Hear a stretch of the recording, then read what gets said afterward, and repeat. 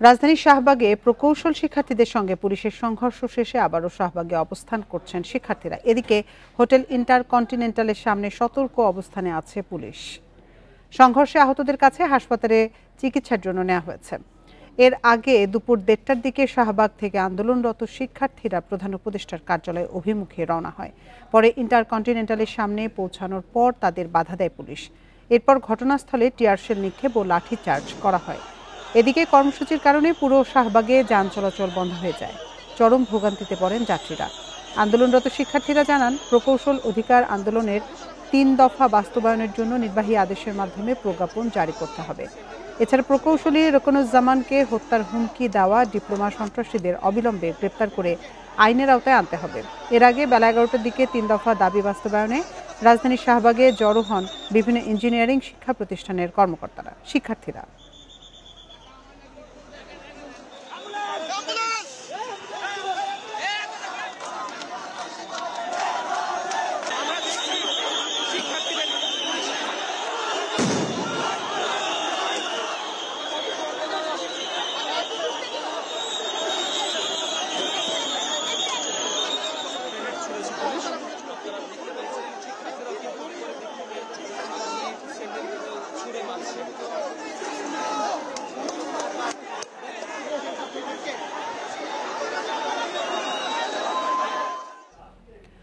তিন দফা দাবি পর্যালোচনা ও সমাধানে প্রকৌশল ও ডিপ্লোমা শিক্ষার্থী প্রতিনিধিদের নিয়ে কমিটি গঠন করা হয়েছে। বিদ্যুৎ উপদেষ্টা ফাউজুল কবির খানকে প্রধান করে 8 সদস্যের কমিটি গঠন করা হয়েছে।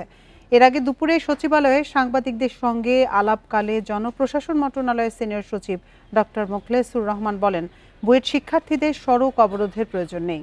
যথাযথ প্রক্রিয়া অবলম্বন করে তাদের দাবি সংশ্লিষ্ট দফতরের মাধ্যমে পেশ করা হলেই সমস্যার সমাধান করা সম্ভব বলে জানিয়েছেন তিনি আরও বলেন, বুয়েটের শিক্ষার্থীরা রাস্তা বন্ধ করে মানুষের ভোগান্তি করে যে আন্দোলন করছেন এটা ঠিক নয়, এটা বিচক্ষণতার কাজ নয়। তাদের দাবির বিষয়ে এখনও সরকারের কাছে আনুষ্ঠানিক কোনো প্রস্তাব আসেনি। প্রস্তাব পেলে এ বিষয়ে সহজেই সমাধান সম্ভব। শুধু জনপ্রশাসন মন্ত্রণালয় নয়, বুয়েটের এই দাবিগুলোর সাথে আইন মন্ত্রণালয় এবং পিএসসি জড়িত রয়েছে। সবাইকে নিয়ে বসে বিষয়টি সমাধান করা হবে বলেও জানান মোখলেসুর রহমান।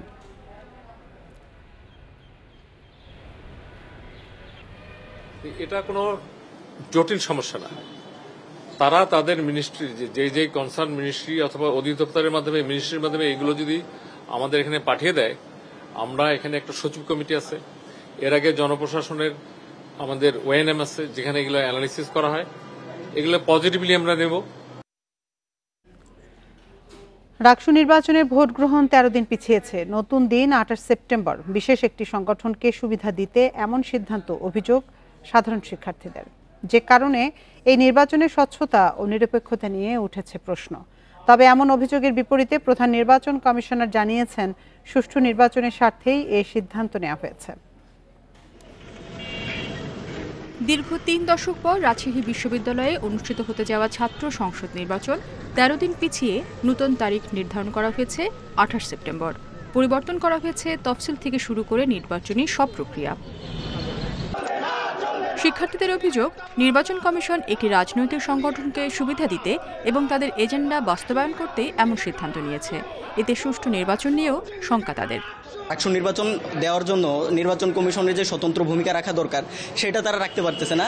তারা বিভিন্ন প্রেশার গ্রুপ বলতে আমি বুঝাচ্ছি পলিটিক্যাল যে লেজুর ভিত্তিক ছাত্র রাজনৈতিক সংগঠনগুলো আছে, তাদের প্রেশারে পড়ে তারা সব ধরনের সিদ্ধান্ত নিচ্ছে। বিশ্ববিদ্যালয় প্রশাসনের যেটুকু ডাকসু নির্বাচনকে ঘিরে একটা নিরপেক্ষতা ছিল, আমরা মনে করি এই দুইটি দলের সাথে সংশ্লিষ্টতায় জড়িয়ে আমরা মনে করি সেটুকু নিরপেক্ষতাও তারা হারিয়েছে।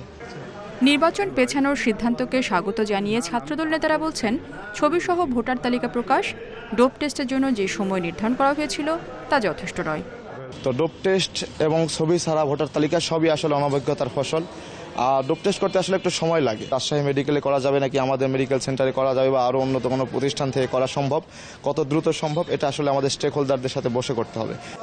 এমন সিদ্ধান্ত আগে কেন নেওয়া হয়নি, এমন প্রশ্নের উত্তর দিতে পারেননি প্রধান নির্বাচন কমিশনার। তার দাবি, কোনো রাজনৈতিক দলের চাপে নয়, নির্বাচন সুষ্ঠু করতে সময় পেছানো হয়েছে। আমরা নির্বাচন কমিশনে যারা আছি, এইটা সুষ্ঠুভাবে সম্পন্ন করার জন্যই আমাদের প্রয়োজনে এই কয়েকদিন আমরা 2 সপ্তাহ আমরা পিছিয়েছি। আমরা কোনো রাজনৈতিক কোনো সংগঠনের জন্য বা কারোর জন্য এটা পিছিয়ে, আমাদের প্রয়োজনে এটা পিছিয়েছি। এর আগে মঙ্গলবার মনোনয়নপত্র বিতরণের শেষ দিন থাকলেও শিক্ষার্থীদের দাবির প্রেক্ষিতে 5 দিন বাড়িয়ে 31 আগস্ট পর্যন্ত করা হয়। রাকসু নির্বাচনে মোট ভোটার 24,892 জন। Independent news. এ নিয়ে বিস্তারিত জানাতে রাজশাহী থেকে আমাদের সাথে যোগ দিচ্ছেন সহকর্মী আহসান হাবিব অপু। 13 দিন রাকসু নির্বাচন পেছানো হয়েছে এবং নির্বাচন কমিশনার জানিয়েছেন যে সুষ্ঠু নির্বাচনের স্বার্থেই সিদ্ধান্ত নেওয়া হয়েছে। সাধারণ শিক্ষার্থীরা এ বিষয়ে কি বলছে?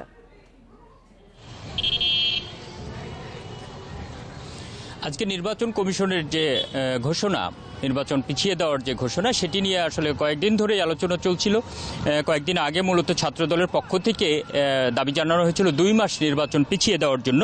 তবে বিভিন্ন পক্ষের সাথে আলোচনার প্রেক্ষিতে মূলত আজকে এই সিদ্ধান্ত জানিয়েছে। এই নির্বাচন পেছানোর যে বিষয়টি, তাতে বেশিরভাগ ছাত্র সংগঠন এবং সাধারণ শিক্ষার্থীরা তারা মূলত এইটি 15 তারিখের যে নির্বাচনের ঘোষণা ছিল সেই দিনই নির্বাচনটি প্রত্যাশা করছিল এবং আজকে কয়েকদিন ধরে যে আলোচনা চলছিল তাতে তাদের মধ্যেও এক ধরনের সন্দেহ তৈরি হয়েছিল যে হয়তো নির্বাচন পিছানোর মতো আলোচনাই চলতেছে। সেই জায়গাতে আজকে যখন ঘোষণা দেওয়া হলো, তারপর সাধারণ শিক্ষার্থীরা এবং সাধারণ যে সাবেক সমন্বয়কদের নেতৃত্বে যারা আছেন তাদের পক্ষ থেকে এটির প্রতিবাদ জানানো হয়েছে। তারা বলছেন যে নির্বাচন পিছিয়ে দেওয়া মূলত তারা পছন্দ করেননি এবং এই মুহূর্তে একটি প্রতিনিধি দল, সালাউদ্দিন আম্মারের নেতৃত্বে একটি প্রতিনিধি দল, শিক্ষার্থীদের একটি অংশ, তারা বিক্ষোভ করতে করতে মূলত কোষাধ্যক্ষের কার্যালয়ে ঢুকেছেন। তারা বলছেন যে 15 তারিখেই তারা নির্বাচন চাই।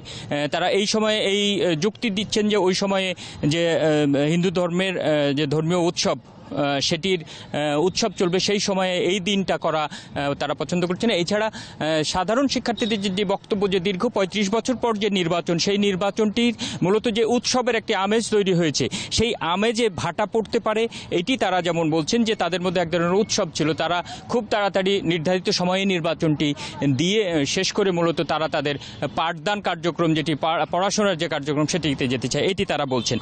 তবে শিক্ষার্থীদের মধ্যে এটিও দাবি উঠেছে বা কথা আসছে যে মূলত এতদিন পরের যে নির্বাচন, সেটি যাতে উৎসব মুখর হয় এবং সব পক্ষের অংশগ্রহণ যেন হয়, সেটি তাদের চাওয়া। সেই ক্ষেত্রে বড় একটি অংশ ঘোষণা দিয়েছিল, ছাত্রদলের পক্ষ থেকে ঘোষণা দিয়েছিল যে তারা নির্বাচনটি না পেছালে এই নির্বাচনে অংশগ্রহণ করবে কিনা, এইসব নিয়ে নানান ধরনের সংশয় ছিল। সব মিলিয়ে মূলত শিক্ষার্থীদের মধ্যে একাধিক ভাগে বিভক্ত এই তারিখ পিছানোর ব্যাপারটিকে কেন্দ্র করে। আর নির্বাচন কমিশন বলছে মূলত সবাইকে নিয়েই তারা নির্বাচন করতে চায় এবং নির্বাচনের নিরাপত্তার যে বিষয়টি আছে সেটি আছে। তারা বলছেন কিছু সিদ্ধান্ত পরিবর্তন করা হয়েছে, বিশেষ করে ছবিসহ ভোটার আইডি কার্ড, ভোটার তালিকা প্রণয়ন, এছাড়া নিরাপত্তার ব্যাপারে এবং যেটি ভোট গ্রহণের জায়গাটি, সেটিও পরিবর্তন করা হয়েছে। সবকিছু মিলিয়ে তারা বলছেন প্রয়োজনের স্বার্থে এটি করা হয়েছে এবং সুন্দর একটি নির্বাচন উপহার দিতে চায়। এজন্য সকল শিক্ষার্থীদের অংশগ্রহণ এবং সকলের সহযোগিতাও প্রত্যাশা করেছে নির্বাচন কমিশন। রাজশাহী থেকে রাকসু নির্বাচনের সবশেষ তথ্য জানাচ্ছিলেন সহকর্মী আহসান হাবিব অপু। এদিকে ঢাকা বিশ্ববিদ্যালয় কেন্দ্রীয় ছাত্র সংসদ রাকসু নির্বাচনের চূড়ান্ত তালিকা প্রকাশ করা হয়েছে। নির্বাচনে মোট প্রার্থী 470 জন। প্রার্থীরা 28টি পদে প্রতিদ্বন্দ্বিতা করবেন। এর মধ্যে ভিপি পদে 44 ও জিএস পদে রয়েছেন 19 জন। সকালে ঢাকা বিশ্ববিদ্যালয়ের জনসংযোগ দপ্তর থেকে এক বিজ্ঞপ্তিতে তথ্য জানানো হয়। এতে বলা হয় নির্বাচনে 28 জন প্রার্থী তাদের প্রার্থিতা প্রত্যাহার করেছেন। এছাড়া প্রাথমিক বাছাই প্রক্রিয়ায় বাদ পড়া 10 জন প্রার্থী আপিল না করায় তাদের মনোনয়নপত্র বাতিল ঘোষণা করা হয়েছে। ফলে চূড়ান্তভাবে 470 জন প্রার্থী নির্বাচনে প্রতিদ্বন্দ্বিতা করবেন। এদিকে ঢাকা বিশ্ববিদ্যালয় হল সংসদ নির্বাচনেরও চূড়ান্ত প্রার্থী তালিকা প্রকাশ করা হয়েছে। এতে 18টি হলে চূড়ান্ত প্রার্থী 1035 জন। এর মধ্যে 73 জন প্রার্থিতা প্রত্যাহার করেছেন এবং একজন প্রার্থীর মনোনয়ন বাতিল হয়েছে।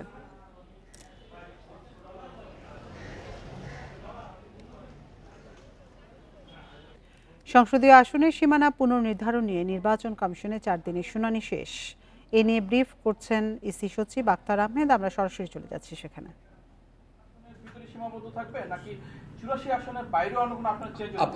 আমাদের প্রধানত 84টাই, কারণ এই 84টাই তো নিয়ে আপত্তি, যেখানে আপত্তি নাই সেখানে আমরা কেন হাত দিব?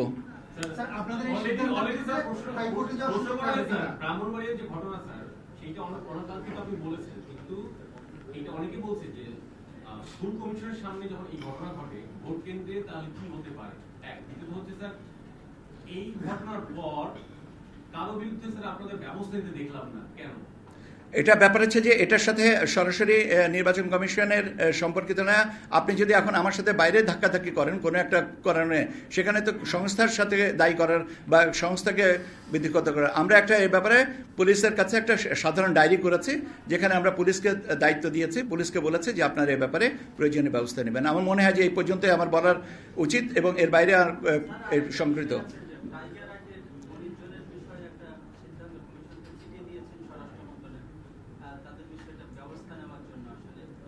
আমরা কোনো কাউকে, আমি এরকম একটা আমার কানে খবর এসছে যে আমরা নাকি কাউকে পাসপোর্ট জব্দ করার কথা বলেছি। আসলে পাসপোর্ট জব্দ করার এখতিয়ার আমাদের নাই এবং আমরা এটা করিনি। ধন্যবাদ আপনাদেরকে।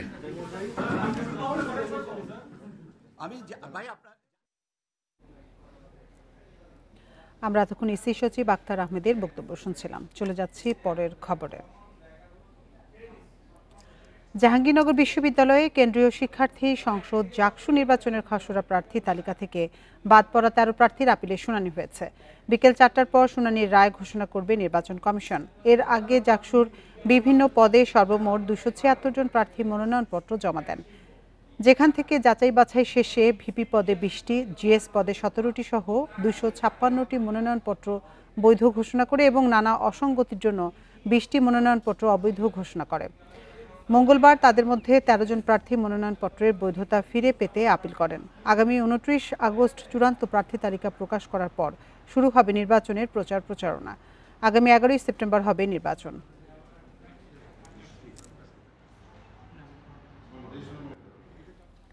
চট্টগ্রামের ফটিকছড়িতে চোর সন্দেহে মারধরের ঘটনায় আহত 2 কিশোরের জ্ঞান ফিরলেও এখনও কথা বলতে পারছে না। তাদের উন্নত চিকিৎসার জন্য মেডিকেল বোর্ড গঠন করা হয়েছে। চিকিৎসকরা জানান, আহত ইসমাইল হোসেন মানিককে চট্টগ্রাম মেডিকেল কলেজ হাসপাতালের ক্যাজুয়ালিটি ওয়ার্ডে ভর্তি করা হয়েছে। আরেক বন্ধু ফারহান তানভীর রাহাত ভর্তি রয়েছেন অর্থোপেডিক্স ওয়ার্ডে। তাদের চিকিৎসায় হাসপাতাল থেকে সব ধরনের সহায়তা করা হচ্ছে। তবে স্বজনরা বলছেন, হাসপাতালে চিকিৎসা মিলেও উন্নতি নেই তাদের। পুরোপুরি সুস্থ না হওয়ায় দুশ্চিন্তায় তারা।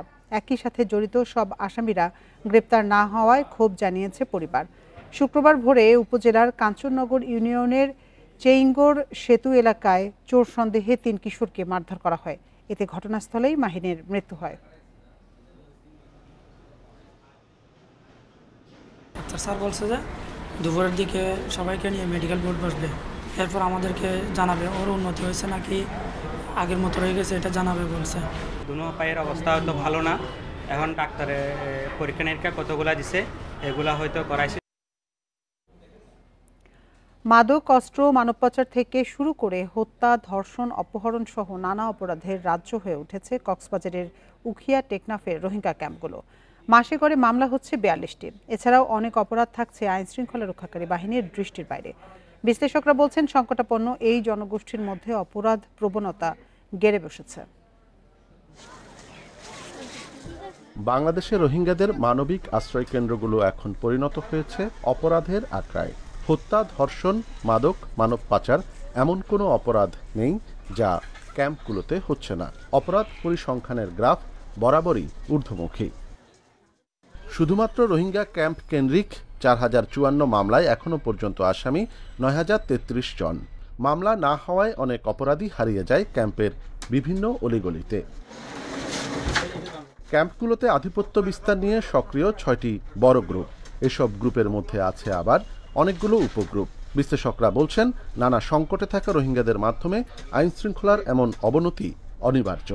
তাদের সন্তান সন্ততিদের ভবিষ্যৎ নিয়ে তারা কোনো ধরনের তাদের কাছে নিশ্চয়তা নেই, তখন মানুষের মধ্যে এসব এক ধরনের সন্ত্রাসী প্রবণতা বা এক ধরনের তার বিষণ্ণতা বা তার না পাওয়া তার বা ভবিষ্যৎ কোনো ধরনের অন্ধকার দেখার থেকে এগুলো সৃষ্টি হয়। এদিকে রোহিঙ্গাদের অপরাধ নিয়ন্ত্রণে করা মামলার অগ্রগতি নিয়ে আছে প্রশ্ন। বিচার কাজে ধীরগতি থাকায় বাড়ছে অপরাধ প্রবণতা মনে করছেন সংশ্লিষ্টরা। তদন্তকারী কর্মকর্তারও আধুনিক প্রযুক্তি সহ নানা বিষয়ে খুব আরও অগ্রবর্তী হওয়া উচিত, যার মাধ্যমে সত্যিকার অপরাধী এবং অপরাধের কর্মকাণ্ডটা বিচারিকের সামনে বেরিয়ে আসবে। ইতোমধ্যে কক্সবাজার ও আশপাশের জেলার নিরাপত্তা জোরদার এবং অপরাধ নিয়ন্ত্রণে কাজ শুরু করেছে বিশেষ টাস্ক ফোর্স। কক্সবাজার জেলার নাগরিকদের যে সেখানে বসবাসের যে পরিবেশ, এটা সবটাই কিন্তু হুমকির মুখে। উখিয়া সহ অন্যান্য অনেক মানুষ কিন্তু তাদের বাস্তুচ্যুত হচ্ছেন, মানে তাদের ইচ্ছা করে তারা অন্য জায়গায় চলে যাচ্ছেন ভালো পরিবেশে বসবাস করার জন্য। উখিয়া টেকনাফের 33 আশ্রয় শিবিরে বর্তমানে নিবন্ধিত রোহিঙ্গার সংখ্যা 14 লাখের বেশি। যদিও সাম্প্রতিক সময়ে আসা আরও অনেক অনিবন্ধিত রোহিঙ্গাও রয়েছে সেখানে। অনুপম শীল, ইন্ডিপেন্ডেন্ট নিউজ, চট্টগ্রাম। এবার ডেঙ্গু পরিস্থিতি নিয়ে প্রতিবেদন।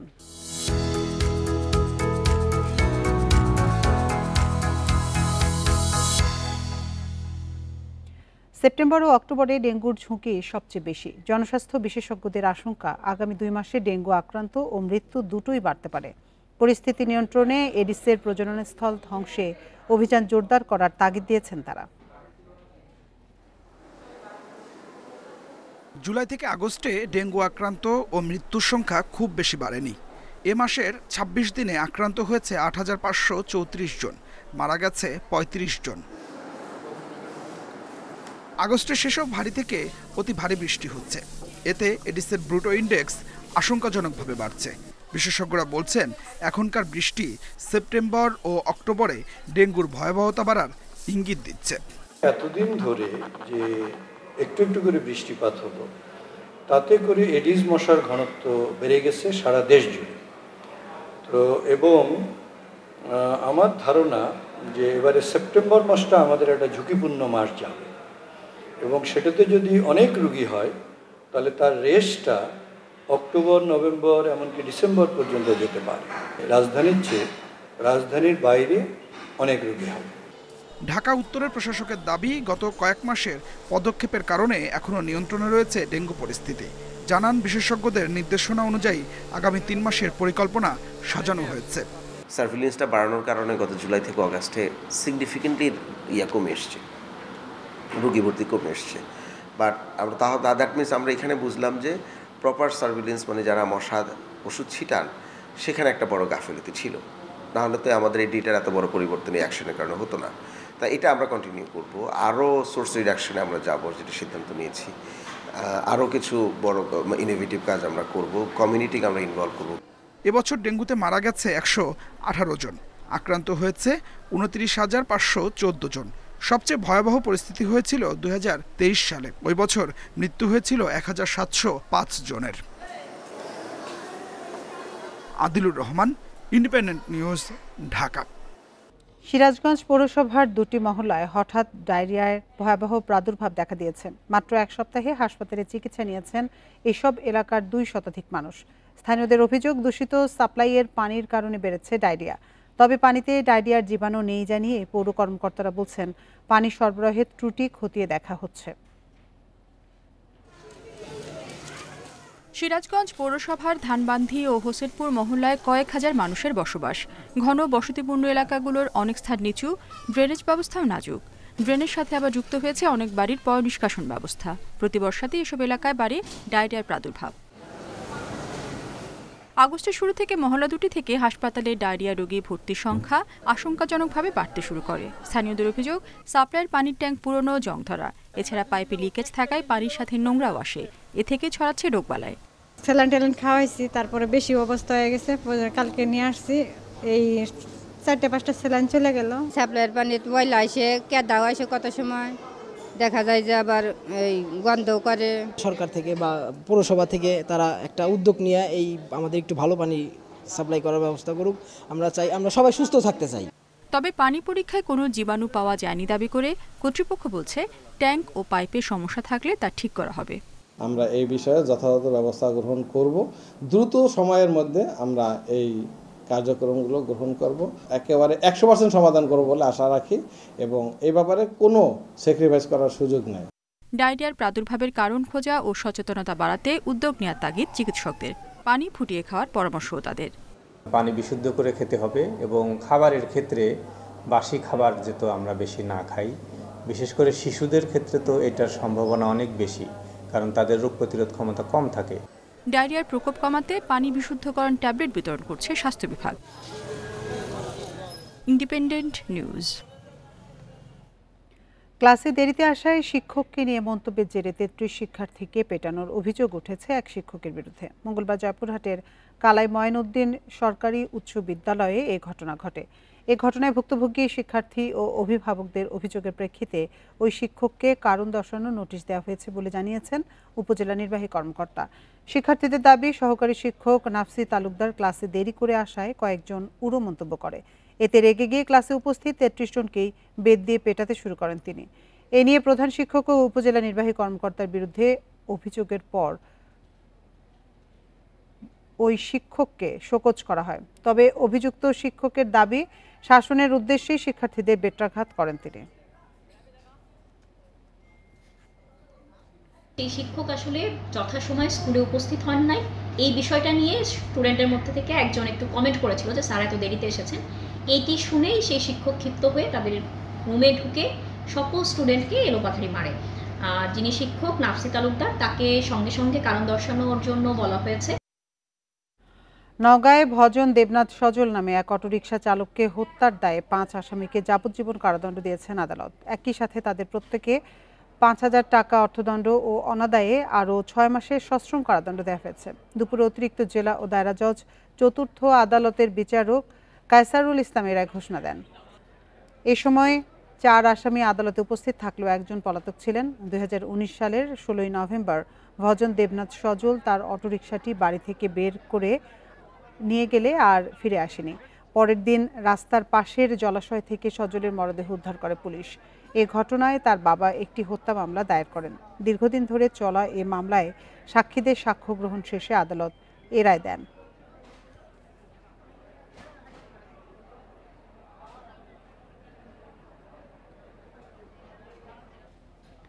বিভিন্ন অনিয়মের অভিযোগে খাগড়াছড়ি জেলা কৃষি সম্প্রসারণ অধিদপ্তরের অভিযান চালিয়েছে দুদক। সকালে অধিদপ্তরে কৃষি বীজ বিতরণ নিয়ে অনিয়ম হচ্ছে জানিয়ে হটলাইন নম্বরে অভিযোগ জানানোর পর অভিযান চালায় দুদক। এ বিষয়ে দুদকের সহকারী পরিচালক বলেন, কৃষি সম্প্রসারণ অধিদপ্তরে কৃষি বীজ বিতরণে ৯/৬ কর্মশালার অর্থ আত্মসাৎ এবং কৃষি সরঞ্জাম বিতরণ প্রকল্পে অনিয়ম এবং ধান কাটার মেশিন বিতরণে অনিয়মের অভিযোগে অভিযান পরিচালনা করা হয়। তদন্ত শেষে কমিশনের কাছে প্রতিবেদন দাখিল করা হবে বলে জানান তিনি। অভিযোগ পাওয়া গেছে বিভিন্ন বীজ মৌসুমি শীতকালীন বীজ বিতরণের কর্মশালার 3 দিনেরটা 1 দিনে করে এরকম অভিযোগের ভিত্তিতে আমরা এখানে আজকে আসছি। টাঙ্গাইলে জেলিযুক্ত চিংড়ি বিক্রি ও নকল পণ্য বিক্রির দায়ে 3 ব্যবসায়ীকে ৭৫,০০০ টাকা জরিমানা করেছে ভ্রাম্যমাণ আদালত। দুপুরে জাতীয় ভোক্তা অধিদপ্তর শহরের পার্ক বাজারে অভিযান পরিচালনা করে। এই সময় সেনাবাহিনীও অভিযানে অংশ নেয়। ভোক্তা অধিদপ্তরের সহকারী পরিচালক আসাদুজ্জামান রুমেল জানান, ভোক্তাদের অভিযোগের প্রেক্ষিতে বাজারে গিয়ে চিংড়ি মাছে ক্ষতিকর জেলি পাওয়ার বিষয়টি নিশ্চিত হয়ে ওই মাছ বিক্রেতাকে ১৫,০০০ টাকা এবং ওজনে কম দেওয়ার দায়ে এক মুরগি ব্যবসায়ীকে ১০,০০০ টাকা জরিমানা করা হয়। এছাড়া নকল পণ্য সরবরাহ ও বিক্রি করার অপরাধে এক কসমেটিক ব্যবসায়ীকে ৫০,০০০ টাকা জরিমানা করা হয়েছে। ভবিষ্যতেও অভিযান অব্যাহত থাকবে বলে জানান তিনি।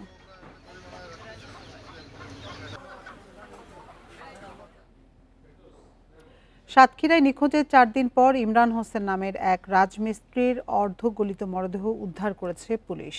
সকালে কলারোয়া উপজেলার কাজিরহাট কলেজের সামনের একটি মাছের ঘের থেকে তার মরদেহ উদ্ধার করা হয়। পুলিশ জানায়, গত ২৪ আগস্ট থেকে ইমরান হোসেন নিখোঁজ ছিলেন। সকালে স্থানীয়রা মাছের ঘেরে মরদেহ ভাসতে দেখে পুলিশে জানায়। পরে পুলিশ গিয়ে মরদেহ উদ্ধার করে। প্রাথমিকভাবে এটি হত্যাকাণ্ড বলে ধারণা করছে পুলিশ। এদিকে শেরপুরে 3 দিন নিখোঁজ থাকার পর মাইমুনা খাতুন নামে এক স্কুল ছাত্রীর অর্ধগলিত মরদেহ উদ্ধার করা হয়েছে। মঙ্গলবার রাতে নালিতাবাড়িতে সদর উপজেলায় বাড়ির পাশে জলাশয়ের কচুরিপানা নিচ থেকে মরদেহটি উদ্ধার করা হয়। চাঁপাইনবাবগঞ্জে নাচলে বিদ্যুৎ স্পর্শে হাওয়া বেগম ও আয়েশা বেগম নামে মা ও মেয়ের মৃত্যু হয়েছে। ভোরে উপজেলার দক্ষিণ পাড়ায় এ দুর্ঘটনা ঘটে।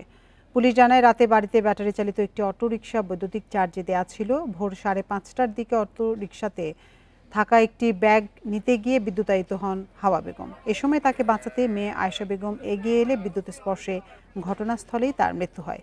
খবর পেয়ে পুলিশ ঘটনাস্থল থেকে মা ও মেয়ের মরদেহ উদ্ধার করে। এ ব্যাপারে আইনগত ব্যবস্থা প্রক্রিয়াধীন বলে জানিয়েছে পুলিশ।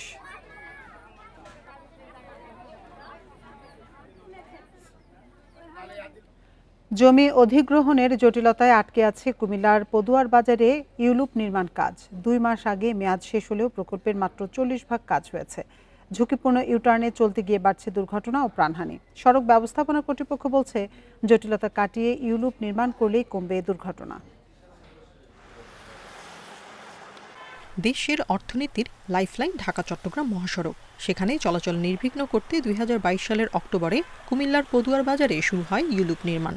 তবে ভূমি অধিগ্রহণ জটিলতায় বন্ধ কাজ। ঝুঁকিপূর্ণ ইউটার্নে প্রায় ঘটছে দুর্ঘটনা। 22 আগস্ট কাভার্ড ভ্যান চাপায় মারা যান প্রাইভেট কারের 4 যাত্রী। সাময়িক সমাধান হিসেবে পদুয়ার বাজারের ইউটার্ন বন্ধ করে দেওয়া হয়। ইউলুপ প্রকল্পের ধীর গতিতে ক্ষুব্ধ যাত্রী ও চালক সহ সাধারণ মানুষ। এক দিকের কাজ শুরু হয়েছে, এটা সম্পূর্ণ হতে আমার মনে হয় অনেক সময় লাগবে। আরেক দিকের কাজ এখনো আরম্ভই করে না। পরিবহন বাড়ছে, মানুষ বাড়ছে, এখন আমরা মনে করি এটা যে নকশা এবং ডিজাইনের বাইরে হয়ে গেছে। আমরা মনে করি আসলে জিনিসটা এরকম না। অতীতে নিয়ম মেনে দীর্ঘমেয়াদী পরিকল্পনায় মহাসড়কের স্থাপনা নির্মাণ হয়নি বলছে হাইওয়ে পুলিশ। আন্ডারপাস, ওভারপাস অথবা যে বিশেষ মহাসড়কে 2 সাইড দিয়ে সার্ভিস লেন থাকার কথা, সেই সার্ভিস লেন নাই। দ্রুত জমি অধিগ্রহণ করে ইউলুপ নির্মাণ জটিলতা নিরসনের আশায় সড়ক ও জনপথ বিভাগ। এই যানজট এবং দুর্ঘটনা কমানোর জন্যই কিন্তু আমাদের ইউলুপ প্রজেক্টটা নেওয়া। দক্ষিণ দিকে তার যে কাজের যে সুযোগ ছিল যে জায়গাগুলোতে, তারা কিন্তু ইতিমধ্যে কাজ করে ফেলেছে, এবং উত্তর দিকের কাজ করার জন্য যে জায়গাটা লাগবে সেই জায়গাটা আমরা এখন অধিগ্রহণ করে নিতে পারিনি। অধিগ্রহণ না হওয়ার কারণে আমাদের কাজটা স্লো হয়ে গেছে। ভূমি অধিগ্রহণ নিয়ে 57টি আপত্তি 3 মাসের মধ্যে নিষ্পত্তির আশ্বাস জেলা প্রশাসকের। প্রায় 57টা আপত্তি আমরা পেয়েছি। এই আপত্তিগুলো আমরা নিষ্পত্তি করার চেষ্টা করছি। আশা করি খুব শীঘ্রই এগুলো নিষ্পত্তি হয়ে যাবে। তখন আমরা অধিগ্রহণের কাজটি যদি করে দিতে পারি, ইউলুপের কাজটি খুব দ্রুত হয়ে যাবে বলে আমি মনে করছি। দক্ষিণ পূর্বাঞ্চলের 6 জেলায় যোগাযোগের সংযোগস্থল পদুয়ার বাজার bypass. Independent news. Comilla Sylhet মহাসড়ক 6 লেনে উন্নীতকরণ ও দ্রুত সংস্কারের দাবিতে ঘণ্টাব্যাপী বিক্ষোভ অনুষ্ঠিত হয়েছে। সকালে কুমিল্লা ময়নামতি থেকে দেবিদ্বার পর্যন্ত 9টি পয়েন্টে সড়ক অবরোধ করে বিক্ষোভ করে মহাসড়ক সংলগ্ন এলাকার বাসিন্দারা। সকাল 10টা থেকে বিক্ষোভকারীরা মহাসড়ক অবরোধ করে বিক্ষোভ শুরু করে। তাদের দাবি, দীর্ঘদিন ধরে কুমিল্লা সিলেট মহাসড়কটি 6 লেনে উন্নীত করার দাবি জানালেও কাজ হয়নি। এছাড়া খানাখন্দে বেহাল সড়কটি দীর্ঘদিনও মেরামত না করায় ভোগান্তি পোহাতে হচ্ছে সাধারণ মানুষকে। তাই দ্রুত সময়ের মধ্যে সড়কটি মেরামতের দাবি তাদের। অবরোধের কারণে মহাসড়কে যান চলাচল বন্ধ হয়ে দুই পাশে দীর্ঘ যানজটের সৃষ্টি হয়। এতে ভোগান্তিতে পড়েন যাত্রীসহ সাধারণ মানুষ। এ সময় সড়ক ও জনপথ বিভাগের কর্মকর্তা এবং জেলা পুলিশের কর্মকর্তারা ঘটনাস্থলে গিয়ে সড়ক মেরামতের আশ্বাস দিলে অবরোধ তুলে নেয় বিক্ষোভকারীরা। পরে সড়কটিতে যান চলাচল স্বাভাবিক হয়।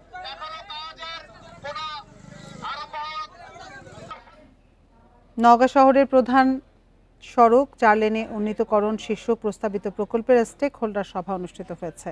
দুপুরে জেলা প্রশাসকের কার্যালয়ে সভার আয়োজন করা হয়। সড়ক বিভাগের কর্মকর্তারা উল্লেখিত প্রকল্পের আওতায় সান্তাহার মোড় থেকে চৌমাশিয়া চত্বর পর্যন্ত 16.50 কিলোমিটার সড়ক 4 লেন করা সহ বেশ কিছু অবকাঠামো নির্মাণের পরিকল্পনা তুলে ধরেন, যার সম্ভাব্য ব্যয় ধরা হয়েছে 1200 কোটি টাকা।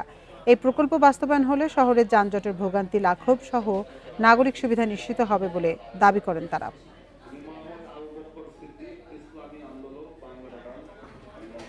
বরিশাল নার্সিং কলেজের 3 শিক্ষকের অপসারণ সহ 3 দফা দাবিতে চতুর্থ দিনের মতো ক্লাস পরীক্ষা বর্জন করে আন্দোলনে শিক্ষার্থীরা সকাল থেকে কলেজ ক্যাম্পাসে অবস্থান কর্মসূচি পালন করেন তারা। সকাল 10:30টায় প্রশাসনিক ভবনের সামনে জড়ো হয়ে বিক্ষোভ শুরু করেন শিক্ষার্থীরা। তাদের অভিযোগ, নার্সিং কলেজের শিক্ষার্থীদের যৌক্তিক দাবি আদায়ের আন্দোলনে গত 6 মে বহিরাগতদের এনে হামলা চালানো হয়। এতে কলেজের 3 শিক্ষকেরও মদত ছিল। হামলাকারীদের পাশাপাশি অভিযুক্ত 3 শিক্ষকের বিরুদ্ধেও ব্যবস্থা নেয়ার দাবি জানানো হলেও তা বাস্তবায়ন না হওয়ায় 24 আগস্ট থেকে ফের আন্দোলন শুরু করেন বিক্ষুব্ধরা। দ্রুত অভিযুক্ত শিক্ষকদের অপসারণ করা না হলে কঠোর কর্মসূচি দেওয়ার হুঁশিয়ারি শিক্ষার্থীদের।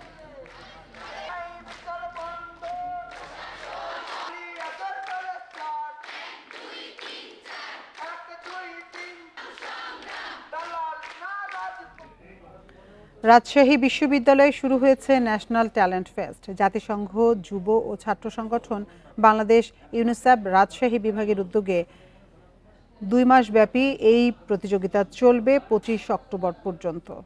গ্র্যান্ড ফিনালে হবে 1 নভেম্বর। সকালে বিশ্ববিদ্যালয়ের রবীন্দ্রনাথ ঠাকুর একাডেমিক ভবনে আয়োজিত সংবাদ সম্মেলনে এ তথ্য জানানো হয়। এ সময় সংগঠনটির রিজিওনাল সেক্রেটারি শিহাব মিয়া জানান, এই আয়োজন তরুণদের মেধা বিকাশে বড় প্ল্যাটফর্ম হয়ে উঠবে। প্রতিযোগিতায় অংশ নিতে আগামী 30 সেপ্টেম্বর পর্যন্ত অনলাইনে এবং 25 সেপ্টেম্বর পর্যন্ত অফলাইনে রেজিস্ট্রেশন করা যাবে। আয়োজনে থাকছে 2,15,000 টাকার পুরস্কার। 3টি সেগমেন্টে প্রতিযোগিতা হবে। এগুলো হলো business case competition, creative content writing এবং প্রোমো অ্যাড মেকিং।